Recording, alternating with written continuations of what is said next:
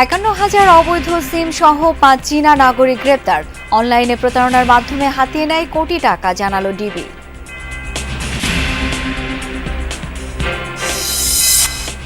বাংলাদেশের সংবিধান নির্ধারণ হবে নির্বাচন ও গণভোটে, বললেন প্রধান উপদেষ্টা। অনেক তরুণ রাজনীতিকের জয় প্রত্যাশা doctor ইউনূসের। Election is coming up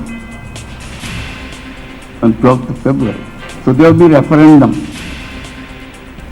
to adopt what the future constitution of Bangladesh will be like. নির্বাচন কমিশনের নিষ্পত্তির চতুর্থ দিনে আরও 15 জনের আপিল মঞ্জুর। অঙ্গীকার পূরণে রাজনৈতিক দলগুলো ব্যর্থ হলে আদালতি ভরসা, অভিমত সুজন সম্পাদকের। টেকনাফ সীমান্তে গুলিবিদ্ধ শিশু হোজাইফাকে উন্নত চিকিৎসার জন্য আনা হচ্ছে ঢাকায়। মিয়ানমারের রাষ্ট্রদূতকে তলব পররাষ্ট্র মন্ত্রণালয়ের।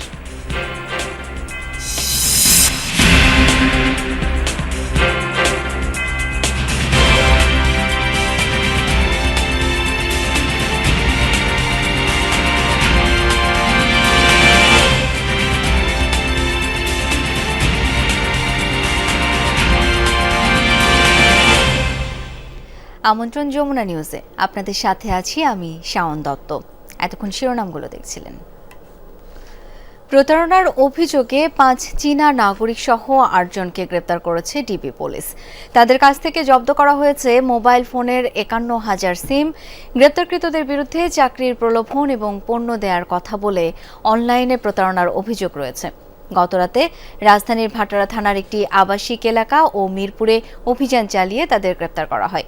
সংবাদ সম্মেলনে ডিবির সাইবার ইউনিট জানায়, দীর্ঘদিন ধরে তারা সাধারণ মানুষের সাথে এমন প্রতারণা করে আসছে। এই ঘটনায় মোবাইল অপারেটরদের অনেকেই জড়িত থাকতে পারে। বিষয়টি খতিয়ে দেখা হচ্ছে বলেও জানানো হয় সংবাদ সম্মেলনে।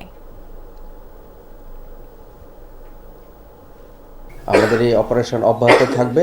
অপরিচিত কারো সাথে বিকাশে লেনদেন করা যাবে না বা অন্য কোনো অ্যাকাউন্টে লেনদেন করা যাবে না। এমনকি প্রলোভন দেখিয়ে কারো অ্যাকাউন্ট ব্যবহার করেও এই প্রতারক চক্র বিভিন্নভাবে তাদের প্রতারণার কাজ চালিয়ে যাচ্ছে। অনেকে বুঝে না বুঝেও সেই অ্যাকাউন্ট তাদেরকে ব্যবহার করতে দিচ্ছে এবং বিভিন্ন ধরনের আইনি জটিলতার সম্মুখীন হচ্ছেন। আগামীর সংবিধান কেমন হবে তা নির্ভর করছে গণভোটের উপর, এমনটাই জানিয়েছেন প্রধান উপদেষ্টা ডক্টর মোহাম্মদ ইউনূস। সকালে দক্ষিণ এশীয় উচ্চশিক্ষা আঞ্চলিক সম্মেলনের উদ্বোধনী অনুষ্ঠানে তিনি আশা প্রকাশ করেন, আগামী নির্বাচনে অনেক তরুণ প্রার্থী বিজয়ী হয়ে সংসদে যাবেন। চাকরি নির্ভর শিক্ষা ব্যবস্থার সমালোচনা করেন প্রধান উপদেষ্টা। উচ্চশিক্ষার বর্তমান অবস্থান ও ভবিষ্যৎ দিক নির্দেশনা 2026 শীর্ষক 3 দিনব্যাপী দক্ষিণ এশীয় আঞ্চলিক সম্মেলনের উদ্বোধন করেন প্রধান উপদেষ্টা doctor Mohammad Yunus. This was supposed to be the idea of SARC, that we get together and make exchanges. বাংলাদেশের শিক্ষা ব্যবস্থার সমালোচনা করেন প্রধান উপদেষ্টা। শিক্ষার্থীদের শুধু চাকরির জন্য পড়াশোনা না করার আহ্বান জানিয়ে তিনি উদ্যোক্তা হওয়ার পরামর্শ দেন। This will be taken up seriously in this gathering, in this discussion, where we are, what is being missed, how we can run and be in the front rather than falling behind. So that's the challenge of the day. It's not going away. It will show up again and again unless we fix us. তিনি বলেন, ফেব্রুয়ারিতে সংসদ নির্বাচন আয়োজনে কোনো শঙ্কা নেই। আগামীর সংবিধান কেমন হবে তা নির্ভর করছে গণভোটের উপর। Now is election time. The election is coming up on 12th of February. The uprising tore apart everything. They created their own charter, July Charter, to undo everything that we are stuck up with. So there will be referendum to adopt what the future constitution of Bangladesh should be like. Because they felt the root of all the trouble is the constitution. We can't go along with that institution. এবারের নির্বাচনে তরুণ প্রার্থীদের জয়ের ব্যাপারেও আশা প্রকাশ করেন প্রধান উপদেষ্টা। বলেন, তরুণদের হাতেই দেশের ভবিষ্যৎ।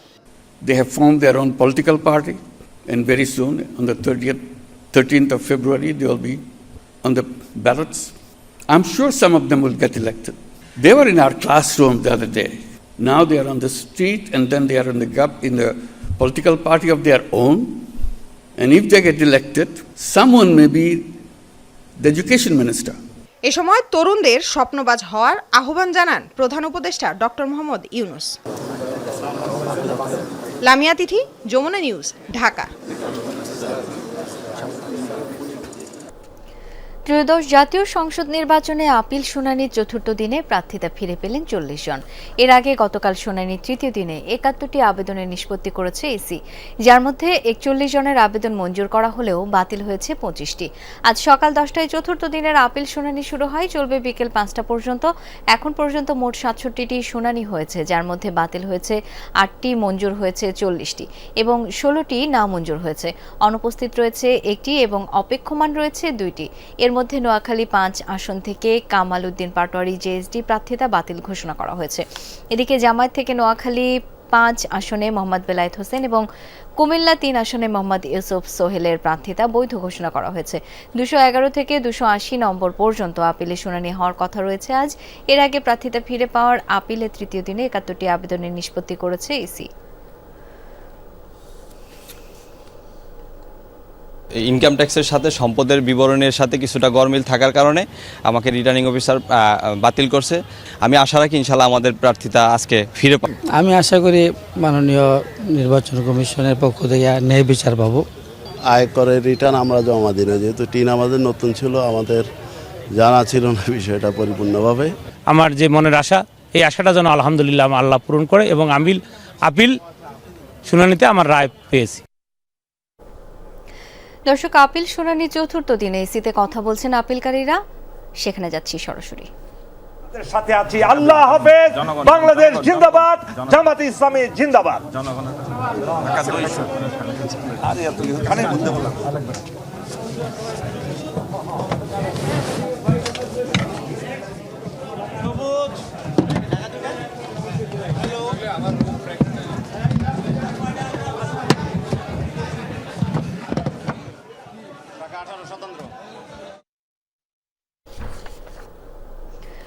চুয়াডাঙ্গায় হেফাজতে নির্যাতনে একজন বিএনপি নেতার মৃত্যুর অভিযোগ উঠেছে। তিনি জীবননগর পৌর বিএনপির সাধারণ সম্পাদক শামসুজ্জামান ডাবলু। এ ঘটনার প্রতিবাদে জীবননগর উপজেলা স্বাস্থ্য কমপ্লেক্সের সামনে বিক্ষোভ করেছেন স্বজন ও নেতাকর্মীরা। শামসুজ্জামান ডাবলুর পরিবার ও স্থানীয়দের অভিযোগ, যৌথ বাহিনী গত রাত 10টার দিকে অস্ত্র উদ্ধারে অভিযান চালায়। এ সময় উপজেলা স্বাস্থ্য কমপ্লেক্সের সামনে নিজের ওষুধের দোকান থেকে ডাবলুকে ডেকে নেওয়া হয়। দোকানের পেছনে ডাবলুর কার্যালয়, সেখানে নিয়ে তাকে জিজ্ঞাসাবাদ করা হয়। ডাবলু এক পর্যায়ে অসুস্থ হয়ে পড়লে নেওয়া হয় উপজেলা স্বাস্থ্য কমপ্লেক্সে। পরে চিকিৎসক তাকে মৃত ঘোষণা করেন। স্বজন ও বিএনপি নেতাকর্মীদের অভিযোগ, যৌথ বাহিনীর নির্যাতনে মৃত্যু হয়েছে তার। এদিকে আইএসপিআর জানিয়েছে, অবৈধ অস্ত্র রাখার অভিযোগে একটি ফার্মেসি থেকে শামসুজ্জামান ওরফে ডাবলুকে আটক করা হয়। পরে তার দেয়া তথ্যে ফার্মেসি থেকে একটি পিস্তল ও গুলি উদ্ধার করে যৌথ বাহিনী। অভিযান শেষে হঠাৎ অসুস্থ হয়ে পড়লে আটককৃত ব্যক্তিকে দ্রুত উপজেলা স্বাস্থ্য কমপ্লেক্সে নেওয়া হয়। পরে চিকিৎসক তাকে মৃত ঘোষণা করেন। ঘটনাটিকে অনাকাঙ্ক্ষিত ও দুঃখজনক উল্লেখ করে আইএসপিআর আরও জানায়, এরই মধ্যে ক্যাম্প কমান্ডার ও অভিযানে অংশ নেওয়া সেনা সদস্যদের সেনানিবাসে প্রত্যাহার ও তদন্তের জন্য একটি উচ্চ পদস্থ তদন্ত কমিটি গঠন করা হয়েছে। তদন্তে দোষী সাব্যস্ত ব্যক্তিদের বিরুদ্ধে সেনা আইন অনুযায়ী ব্যবস্থা নেওয়া হবে। এখানে মুখি পেন এখানে জ্বর থাপা প্রথমে মারে, তারপরে সবার কাছে আমাদের কাছে ফোন টোন কেটে নেয়। এই জায়গাতে কেটে নেওয়ার পরে ওই ঘরের মধ্যে ঢুইকে ওই এরম করে হাত পাইতে মুখ পাইতে বেতাল 1.5 ঘন্টা ধরে মারার পরে মরে গেছে। কোন লোক ওখানে যে নিরাপত্তা পায়নি যে একটা ভালোভাবে কথা বলবে, বাবা কি হয়েছে, কি ঘটনা, এই ধরনের ঘটনা জানতে চলেও তাকে পিটিয়ে ওখান থেকে তাড়ানো হয়েছে। বাংলাদেশ সেনাবাহিনী হোক জনগণের সেবক, কখনো যেন ভক্ষক না হয়। আমরা একটাই দাবি, এই হত্যার সঠিক তদন্ত করে সঠিক বিচার। চুয়াডাঙ্গার জীবননগর পৌর বিএনপির সাধারণ সম্পাদক শামসুজ্জামান ডাবলুকে নিরাপত্তা বাহিনীর সদস্যদের হাতে নির্যাতনের কারণে মৃত্যু হওয়ায় দুঃখ ও শোক প্রকাশ করে বিবৃতি দিয়েছেন বিএনপি মহাসচিব মির্জা ফখরুল ইসলাম আলমগীর। এ ঘটনায় সেনাপ্রধান ওয়াকারুজ্জামানের হস্তক্ষেপ কামনা করেছেন বিএনপি মহাসচিব। মঙ্গলবার শোক বিবৃতিতে মহাসচিব বলেন, গতরাতে চুয়াডাঙ্গার জীবননগর পৌর বিএনপির সাধারণ সম্পাদক শামসুজ্জামান ডাবলুকে নিরাপত্তা বাহিনীর কতিপয় সদস্য অস্ত্র উদ্ধারের নামে ধরে নিয়ে গিয়ে অমানুষিক নির্যাতন চালায়, এতে তার মৃত্যু হয়। তিনি বলেন, আমরা মনে করি নিরাপত্তা বাহিনীর সদস্যদের দ্বারা সংঘটিত এ ধরনের ঘটনা দেশের জন্য শুভ নয়। বিচার বহির্ভূতভাবে শামসুজ্জামান ডাবলুকে নির্যাতন করে হত্যা করা দেশের প্রচলিত আইনের প্রতি চরম অবমাননা।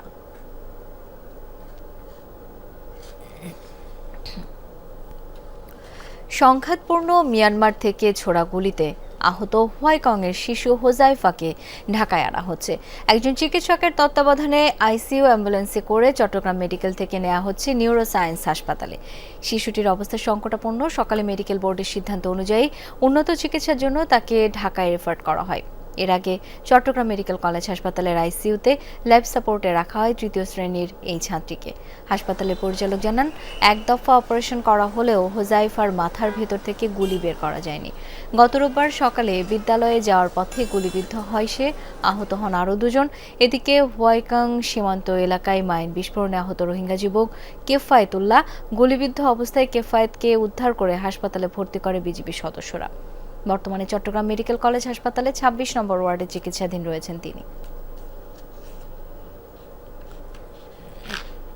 উন্নত চিকিৎসার জন্য বাচ্চাটাকে আমরা আমাদের যেটা নিডস বলি আমরা ন্যাশনাল ইনস্টিটিউট অফ নিউরোসায়েন্স ওখানে রেফার করা হচ্ছে।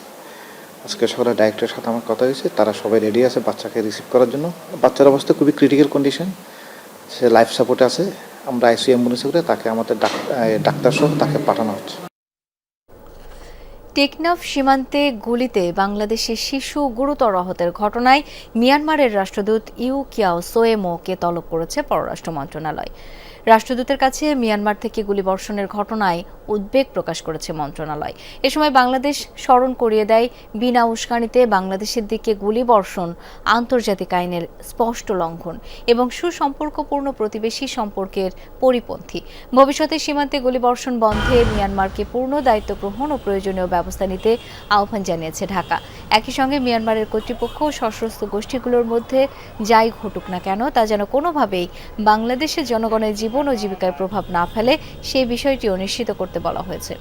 মিয়ানমারের রাষ্ট্রদূত আশ্বস্ত করেছেন যে তার সরকার এই ধরনের ঘটনা রোধে প্রয়োজনীয় ব্যবস্থা নেবে। টেকনাফে আহত শিশু ও তার পরিবারের প্রতি গভীর সমবেদনা প্রকাশ করেছেন রাষ্ট্রদূত। রাজনৈতিক দলগুলো অঙ্গীকার পূরণে ব্যর্থ হলে জবাবদিহিতা নিশ্চিতে আদালতের কাছে যাওয়ার কথা জানিয়েছেন সুশাসনের জন্য নাগরিক সুজন সম্পাদক ডক্টর বদিউল আলম মজুমদার।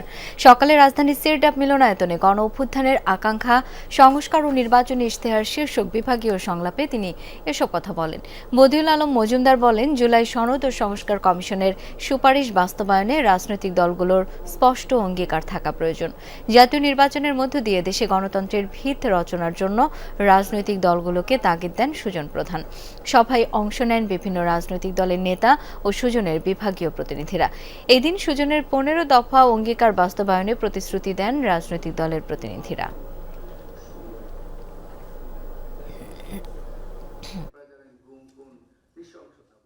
আমাদের রাজনৈতিক দলগুলো যে অঙ্গীকার করে সেগুলো তারা রক্ষা করে না।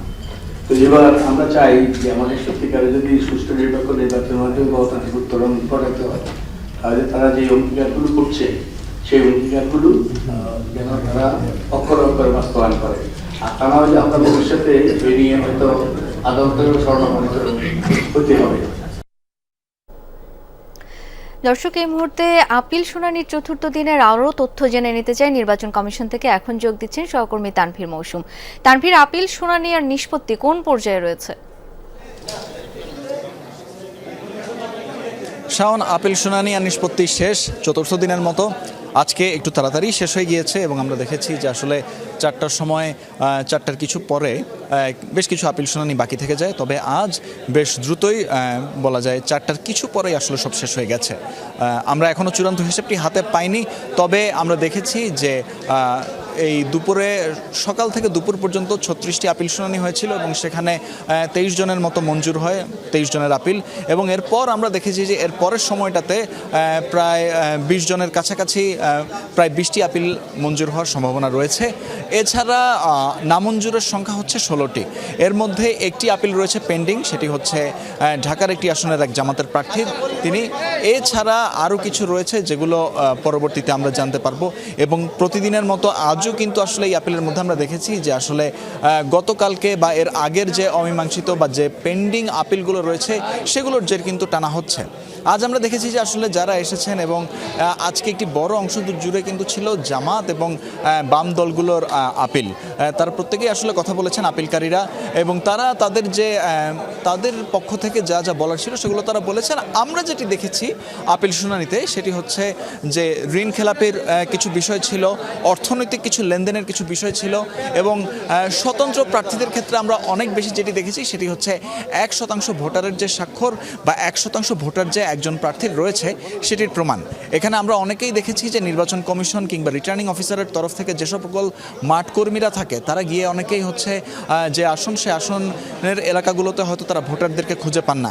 সেক্ষেত্রে আজকে আমরা যেটা দেখেছি যে নির্বাচন কমিশনের বেসমেন্টে যেখানে শুনানিটি অনুষ্ঠিত হচ্ছিল সেখানে কিন্তু আমরা দেখেছি যে যেই প্রার্থীরা আসছেন সেই প্রার্থীরা কিন্তু তাদের যে সমর্থক বা ভোটার যে নির্দিষ্ট এলাকার তাদেরকেও কিন্তু নিয়ে এসেছেন। এভাবে বেশ কিছু আপিলই কিন্তু আমরা দেখেছি নিষ্পত্তি হতে। শাওন। তানভীর, ধন্যবাদ আপনাকে।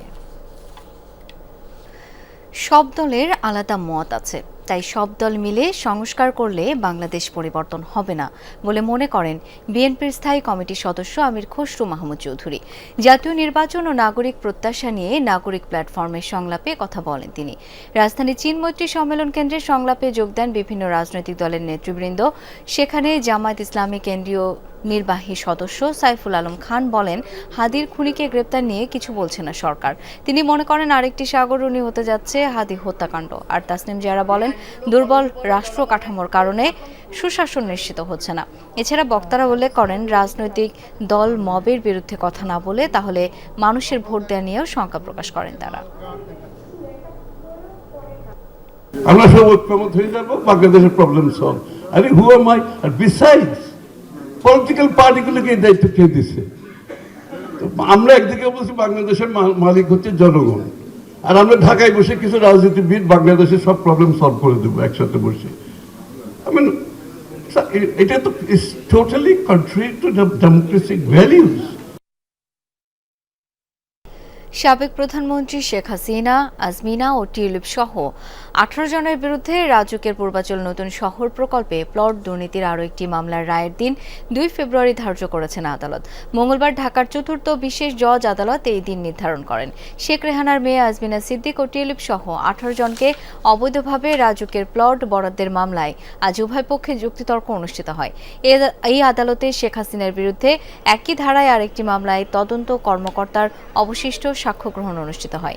নিয়ম বহির্ভূতভাবে শেখ রেহানার ছেলে রাদওয়ান মুজিব সিদ্দিককে প্লট বরাদ্দের অভিযোগে মামলাটি করেছে দুদক। ক্ষমতার অপপ্রয়োগ করে শেখ হাসিনা পূর্বাচল নতুন শহর প্রকল্পে নিজের ও পরিবারের নামে 60 কাঠা জমি নেয়ার অভিযোগে 6টি মামলা করে দুদক।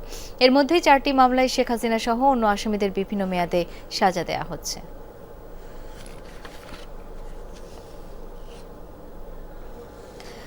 22 জুলাই বৈঠক করে হত্যাকাণ্ডে শেখ হাসিনাকে সহায়তা করায় সালমান এফ রহমান সহ দেশের শীর্ষ 25 জন ব্যবসায়ীর বিচার চেয়ে ট্রাইব্যুনালে অভিযোগ দাখিল করেছে বৈষম্য বিরোধী ছাত্র আন্দোলন। অভিযোগ দাখিলের পর ছাত্রনেতারা দ্রুত তাদের তদন্ত শুরু করার আহ্বান জানান। এই যে এই ছবি, আমাদের কাছে এই ছবিটি আছে, এই ছবির ভিতর থেকে স্পষ্ট এদের চেহারাগুলো দেখা যাচ্ছে। আমরা এর মধ্যে 25 জন ব্যবসায়ীর নাম আইডেন্টিফাই করেছি এবং তাদের নামে অভিযোগ করেছে, এবং অজ্ঞাতনামা আরও 200-র অধিক রয়েছে। আমরা এটিকে ঠিক কিছুক্ষণ আগেই গ্রহণ করলাম। আমরা এটিকে পর্যালোচনা করব এবং খুব শীঘ্রই অতি অল্প সময়ের মধ্যে আমরা এটা তদন্তকারী সংস্থার কাছে প্রেরণ করব তদন্তের জন্য। তদন্ত পরবর্তীতে এই আইন অনুযায়ী ব্যবস্থা। রাজধানীর পশ্চিম রাজাবাজারে নিজ বাসায় খুন হয়েছেন জামায়াত নেতা ও হোমিও চিকিৎসক আনোয়ারুল্লাহ। ভোরে বাসার গ্রিল কেটে ঢুকে তাকে ও তার স্ত্রীকে হাত পা বেঁধে আনোয়ারের মৃত্যু নিশ্চিত করে।